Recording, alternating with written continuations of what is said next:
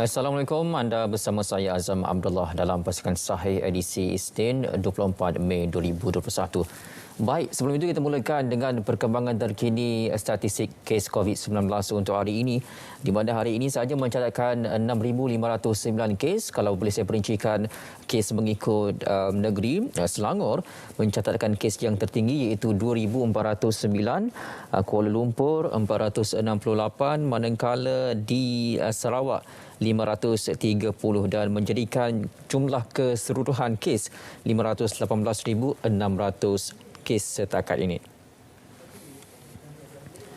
Baik, seterusnya di portal sebenarnya.my, Polis Kelantan menafikan dakwaan yang tular di media sosial bahawa 200 penduduk kampung Pau 5 Bacok lari meninggalkan kampung tersebut kerana enggan menjalani ujian saringan COVID-19.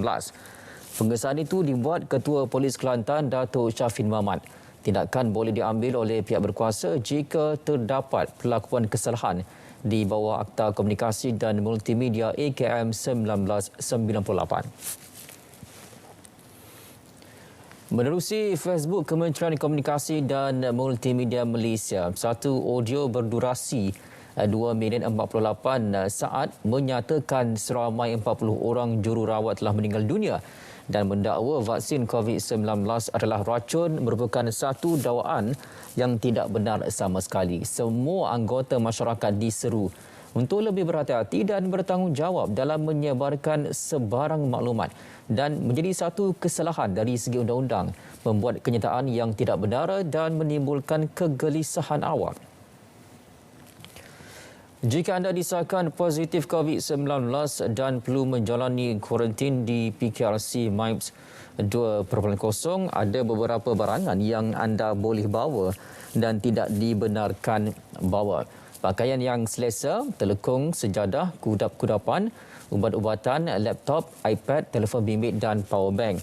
Barangan yang dilarang seperti rokok elektrik, rokok, minuman keras, peralatan memasak, daun teruk, senjata api, alatan tajam dan juga plug tambahan.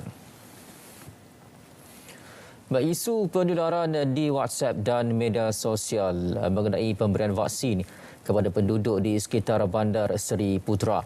Pihak PKD Hulu Langat menegaskan bahawa maklumat tersebut adalah palsu dan ianya tidak dikeluarkan oleh PKD Hulu Langat dan KK Bandar Seri Putra.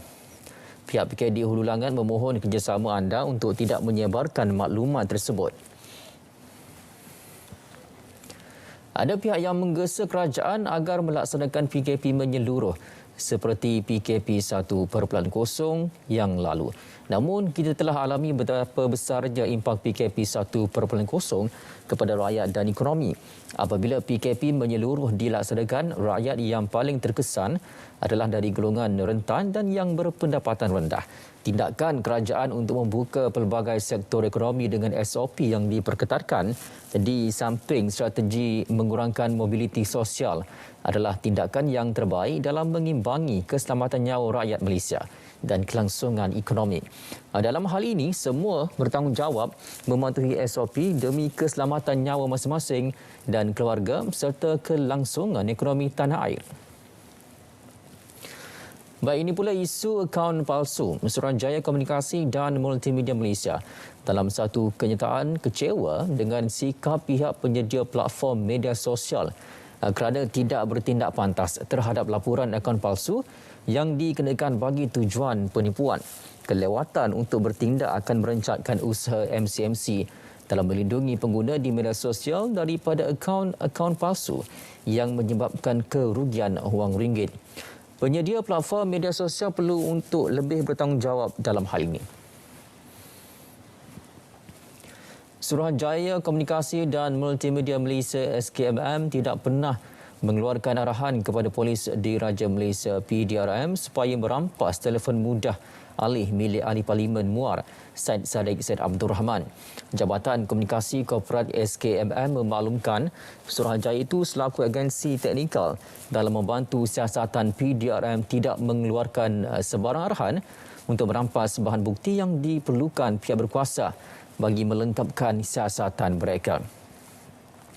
Baik, pada Sabtu, Syed Saddiq mempersoal tindakan polis yang merampas telefon bimbitnya ketika hadir memberi keterangan di Ibu Pejabat Polis Daerah IPD Dang Wangi. SKMM juga menafikan wujudnya unit khas dalam Suruhanjaya itu untuk tujuan politik, gangguan politik, kempen sabotaj dan lain-lain seperti yang didakwa oleh Syed Saddiq. Penularan varian-varian baru virus SARS-CoV-2 di dalam komuniti terutamanya beberapa varian of concern VOC di Malaysia kebelakangan ini adalah amat membimbangkan. Kementerian Kesihatan Malaysia KKM menjangkakan akan berlaku lonjakan bilangan kes harian COVID-19 seperti yang telah berlaku di luar negara. Ini adalah kerana varian-varian VOC ini dikaitkan dengan kadar penularan yang lebih cepat dengan kadar kematian yang lebih tinggi. Kebanyakan pesakit tidak menunjukkan gejala batuk atau selesema. VOC merebak terus ke paru-paru dan radang dikesan hanya secara ekstrim. Saringan biasanya negatif walaupun pesakit sudah berada pada tahap yang serius. KKM menyarankan supaya orang ramai melakukan kawalan pergerakan kendiri terutama dalam tempoh PKP bagi memutuskan rantaian jangkitan COVID-19. Kementerian Pengangkutan menghadkan kapasiti penumpang bagi semua mod perkhidmatan pengangkutan awam darat dan laut hingga 50% daripada kapasiti maksimum berkuat kuasa 25 Mei 2021. Menterinya Datuk Seri Dr. Wee Ka Siong berkata langkah itu diambil susulan keputusan Majlis Keselamatan Negara MKN memperketatkan prosedur operasi standard SOP bagi menangani pandemik COVID-19 di negara ini. Namun katanya perkhidmatan penerbangan penumpang dan kargo dikecualikan daripada peraturan itu berikutan kapasiti penumpang bagi perkhidmatan terbabit sudah rendah. Syarikat penerbangan dan penumpang tetap perlu mematuhi SOP ketat yang ditetapkan MKN serta Kementerian Kesihatan KKM. Baik, seterusnya MOSI dan KKM bekerjasama dengan Persatuan Bagi Orang Buta Malaysia MAB untuk menjadikan kompleks MAB sebagai pusat pemberian vaksin. Pusat ini akan menyediakan perkhidmatan untuk golongan OKU penglihatan di Lembah Kelang. Pendaftaran dibuka sehingga pukul 3.30 petang 31 Mei 2021. Anda boleh hubungi MAB di 03 2272 2677 untuk maklumat lanjut. Baik, sekiranya anda tidak boleh hadir atau terlepas janji temu vaksinasi, janji temu baru akan diberikan secara automatik. Anda perlu semak SMS dan juga My Sejahtera selepas 7 hari untuk notifikasi janji temu baru. Tidak perlu menghubungi talian pendaftaran vaksinasi COVID-19 untuk janji temu baru itu nanti. Penjadualan semula tidak dibenarkan bagi tempahan vaksin AstraZeneca. Baik, pasukan saya nak berehat seketika kembali selepas ini. Jangan ke mana-mana.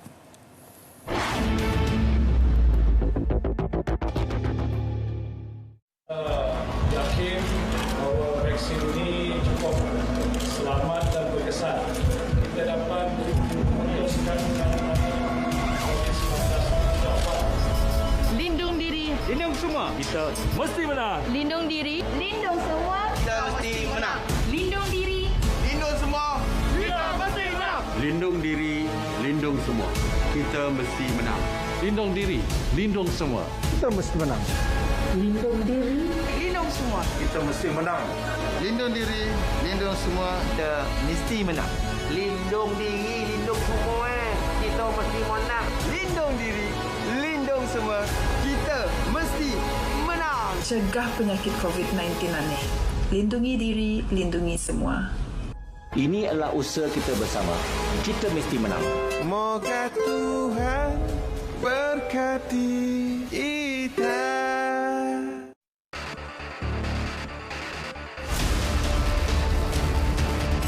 Laksanakan sewaktu PKP 1.0 dulu. Mengenai operasi perniagaan, akan dihadkan sehingga 8 malam saja, iaitu bermula daripada 8 pagi sehingga 8 malam sahaja. Sekatan-sekatan ini sebenarnya merupakan penambahan kepada SOP yang telah pun berkuat kuasa pada 12 Mei yang lepas, yang mana penumpuan ketika itu lebih kepada sektor sosial. Kali ini kita tambahkan dengan sektor-sektor ekonomi pula.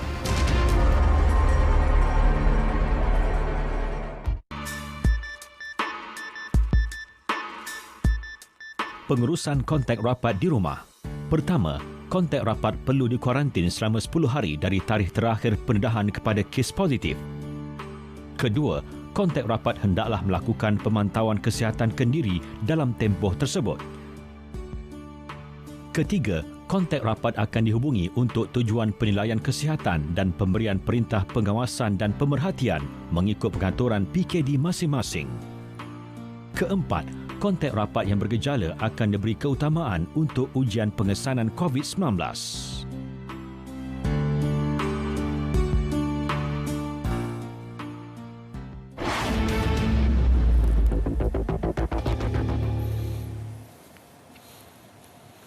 Kerajaan masih meneliti penggunaan vaksin 1 dos berbanding 2 dos yang kini diberi dalam program imunisasi COVID-19 kebangsaan PICK. Ia bagi memenuhi keperluan penduduk di kawasan pedalaman setelah mengambil kira faktor logistik dan kedudukan lokasi yang jauh dari fasiliti kesihatan. Pengerusi Immunize for Life, Dato' Dr. Zulkifli Ismail menjelaskan ia bakal melalui tapisan bahagian regulatori farmasi negara NPRA dan Agensi Kawalan Ubat DCA sebelum digunakan. Beliau turut menggesa proses meluluskan vaksin dipercepatkan atas faktor keperluan yang mendesak. Berkuat kuasa esok, pelanggan yang mengunjungi semua premis peruncitan termasuk pusat beli belah hanya dibenarkan berada dalam premis untuk tempoh masa selama 2 jam sahaja. Menteri Perdagangan Dalam Negeri dan Hal Ehwal Pengguna, Dato' Sri Alexander Nantali dalam satu kenyataan menjelaskan ia adalah SOP yang dikemas kini selaras pengumuman kawalan sekatan pergerakan lebih ketat yang diumumkan kerajaan.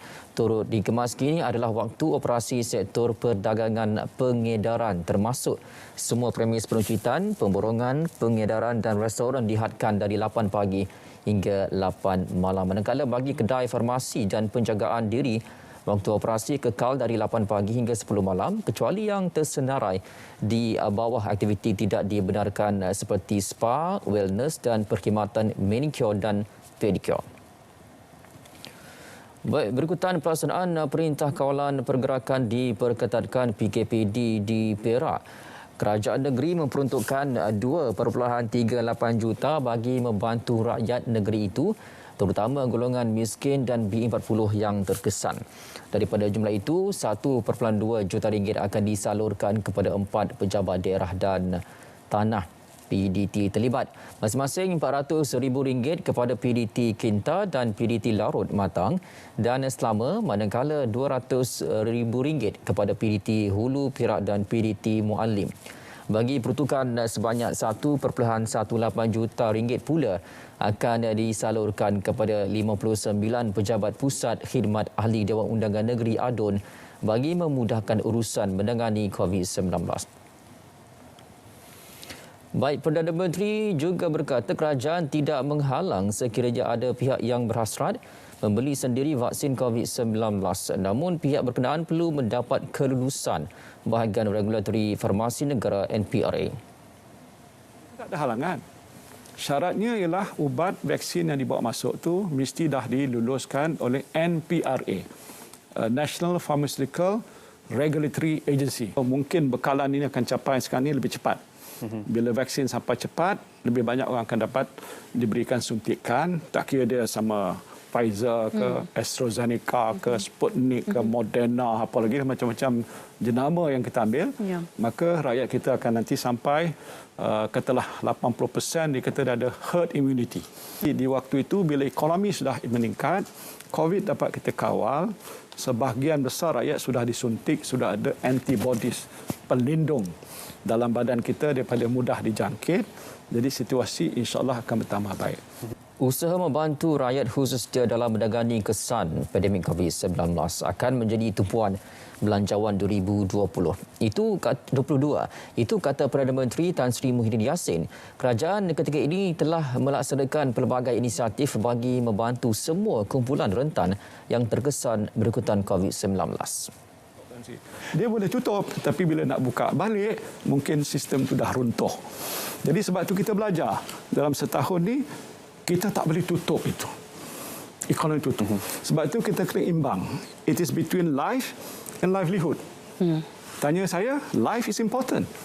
Kehidupan manusia, saya tak melihat rakyat saya terkorban hanya kerana kelekaan saya ataupun kelekaan mereka.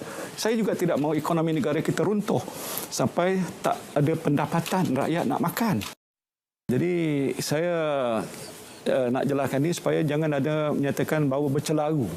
Dilihat bercelaru, tapi sebenarnya mungkinlah ada sikit kecelaruan.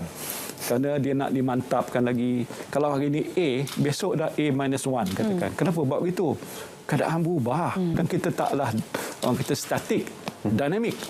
Ikut keadaan situasi yang memerlukan kita membuat adjustment untuk menangani situasi yang berbeza-beza. Masyarakat disaran membantu berkongsi maklumat sahih mengenai program vaksinasi khususnya kepada golongan rentan termasuk warga emas dan golongan berisiko tinggi. Perkongsian bagi mengelak sentimen juga ketakutan untuk menerima suntikan vaksin yang boleh menghalang usaha kerajaan mencapai sasaran 80% imuniti kelompok. Mereka ini mengalami kebanjiran maklumat dan kita perlu menghalang maklumat-maklumat palsu ini sampai kepada mereka. Tetapi untuk berbuat demikian, kita sendiri kena yakin dengan vaksin. So kalau kita nak convince mak ayah kita supaya ambil vaksin, kita sendiri kena yakin bahawa vaksin itu berkesan. Dan memang vaksin itu berkesan, memang ianya selamat. Baik, seterusnya Angkatan Tentera Malaysia ATM berkeupayaan membina 2 lagi hospital medan bagi menampung angka pesakit COVID-19 yang semakin meningkat. Menteri Keadaan Pertahanan Datuk Seri Ismail Sabri Yaakob berkata penambahan 2 lagi hospital medan itu adalah berdasarkan keanggotaan petugas kesihatan ATM yang sedia ada ketika ini. Walaupun kita dah ada 3 hospital medan yang sedang beroperasi, iaitu di Kapit, di Maib bersama dengan Kementerian Kesihatan dan juga di Penang ni, kita mampu untuk mewujudkan 2 lagi hospital medan. Walaupun saya dah sebut di dalam PC saya sewaktu melawat hospital medan itu lagi yang disediakan di Hak Mizan itu lagi, hospital Angkatan Tentera kita boleh tambah lebih banyak daripada 2 lagi. Dengan syarat kita mendapat tambahan dari segi tenaga kerja iaitu doktor dan paramedik yang lain. Kementerian Kesihatan KKM bakal mengkaji keperluan pembinaan unit rawatan rapi medan Field ICU di Kelantan dan Negeri Sembilan. Ketua Pengarah Kesihatan Tan Sri Dr. Nur Hisham Abdullah ketika menyatakan komitmen itu memberitahu pihaknya menerima permohonan berhubung perkara tersebut di negeri-negeri berkenaan berikutan peningkatan penerimaan pesakit kritikal COVID-19. Ada banyak permohonan. Jadi sekarang ni kita dah ada 4, iaitu di Kapit pun ada, di sini yang hospital keluar batas, dan ada permintaan di Negeri Sembilan dan ada beberapa negeri, Kelantan dan sebagainya. Jadi kita akan melihat keperluan sebelum kita menambah. Baik, berkembangan di Sabah, Kerajaan Negeri Sabah membuat ketetapan untuk memperketat prosedur operasi standard SOP bagi mengekang penularan COVID-19 di pusat beli belah, pasar raya, kedai runcit dan premis jualan berangan yang lain bermula esok. Menteri Kerajaan Tempatan dan Perubahan Sabah Datuk Masliman John berkata oleh itu pihak berkuasa tempatan PBT akan memastikan SOP yang telah ditetapkan dipatuhi, antaranya mengehadkan masa lawatan pengunjung kepada hanya sejam. Seorang pelanggan juga harus mempunyai ruang 18.58 meter persegi iaitu 200 kaki persegi dalam sesebuah premis bagi membolehkan penjarakan fizikal dilaksanakan secara berkesan. Perdana Menteri Tan Sri Muhyiddin Yassin meminta rakyat supaya melakukan sendiri sekatan pergerakan atau self lockdown untuk menyekat peningkatan mendadak jangkitan COVID-19 yang menyaksikan bilangan kes harian kini mencecah lebih 6,000 kes setiap hari. Beliau juga menasihati mereka supaya mengingatkan yang lain untuk berbuat perkara yang sama kerana apapun usaha yang dibuat kerajaan tidak akan berkesan jika rakyat tidak patuh kepada SOP yang ditetapkan. Menurut Perdana Menteri, pertimbangan antara hidup dan kehidupan perlu diambil kira dalam memutuskan pelaksanaan perintah kawalan pergerakan PKP bagi memastikan rakyat tidak terkesan teruk dengan langkah-langkah yang diambil kerajaan. Prosedur operasi standard SOP Perintah Kawalan Pergerakan PKP yang dikeluarkan oleh Majlis Keselamatan Negara adalah tidak statik.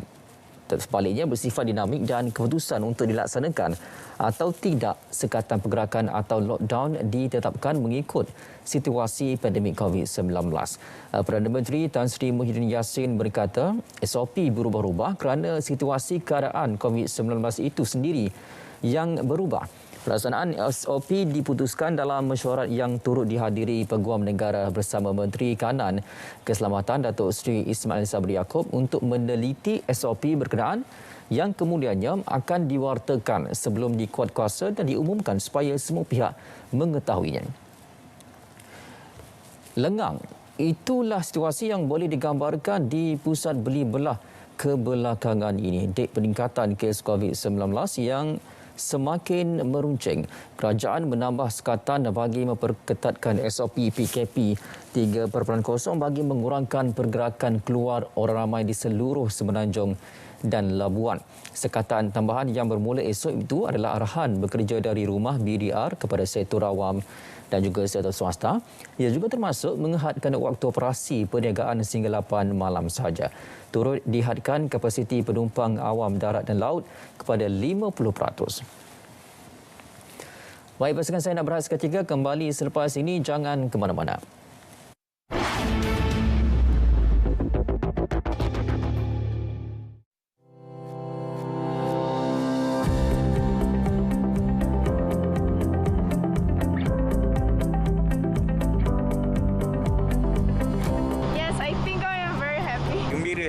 Kita dapat vaksin ni. Saya gembira. 开心，因为可以防掉 COVID。 Kau sudah tentu penting lah. Okey tak? Saya berminat. Tak sabarlah ni untuk dapatkan vaksin ni. Oh ya, for sure. Vaksin kalau tak boleh fikir. Setiap penyakit kita kena ambil ubat kan. So saya rasa kalau ini salah satu cara dia, why not? I think once we do take the vaccine, we become safer. People can go out again, can do their own stuff. Mesti kita ada rasa risau sikit. Initially, when I didn't know much about it, yes. 想是有的，怕是有一点怕的，不过也要打嘛。如果你不打，怎样预防？ Whatever the government choose for us, I think I'll trust them lah. But then when I started to read up, and then they showed that there is actually very, very minimal side effects. I think they need to read up more on the vaccines, the information that's out there. Dia memang terbukti secara klinikal. Kita sepatutnya consider lah untuk ambil vaksin ni. Jangan takut sebab dia lebih kita kena fikirkan semua orang, bukan diri kita sendiri saja. Kita ambil untuk mengelakkan dan kita dapat semula hidup seperti suasana yang dulu. Balik kampung jumpa family yang dah lama tak jumpa. Go lepak with my friends all in the mama. Yeah. 出街走街。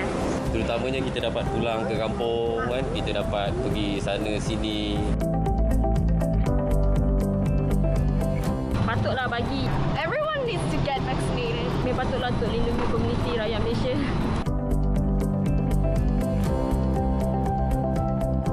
Don't be afraid, just go and take the vaccine. Mungkin secepat mungkin sebelum kes-kes naik. Please do get vaccinated. மற்றவங்க இந்த வேக்சின் வந்து பயன்படுத்தணும். அது நீங்கள் பயன்படுத்தி மற்றவங்க இது பண்ணணும்னு நினைக்கிறேன். நல்லபடியாக இருக்கணும்னு நினைக்கிறேன். We all have to be safe, and it seems like the best solution right now we have is to vaccinate. We need some hope, so this is hope. Coming vaccine coming okay. I think it's an absolute necessity. みんなワクチン受けるべきかなって思ってます。みんなの安全のために。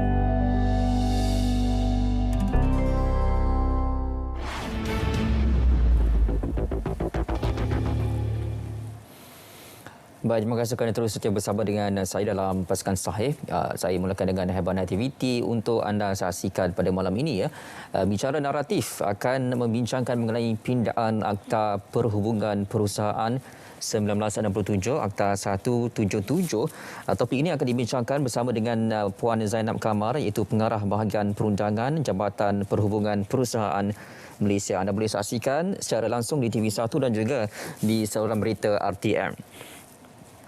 Baik, seterusnya eksplorasi budaya kuis seni budaya. Tarikh pertandingan seperti yang anda boleh saksikan di kaca TV 5 hingga 31 Mei 2021. Semua peserta perlu menjawab soalan tambahan mulai 16 hingga 31 Mei 2021 dan soalan-soalan adalah berkisahkan mengenai seni budaya, warisan, adat resam dan juga pelancongan yang boleh dirujuk dalam laman sesawang pemetaan budaya JKKN.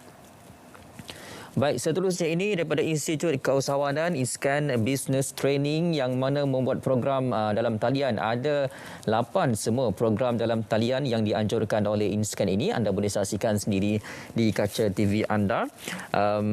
Ini untuk bulan Mei dan juga awal Jun 2021.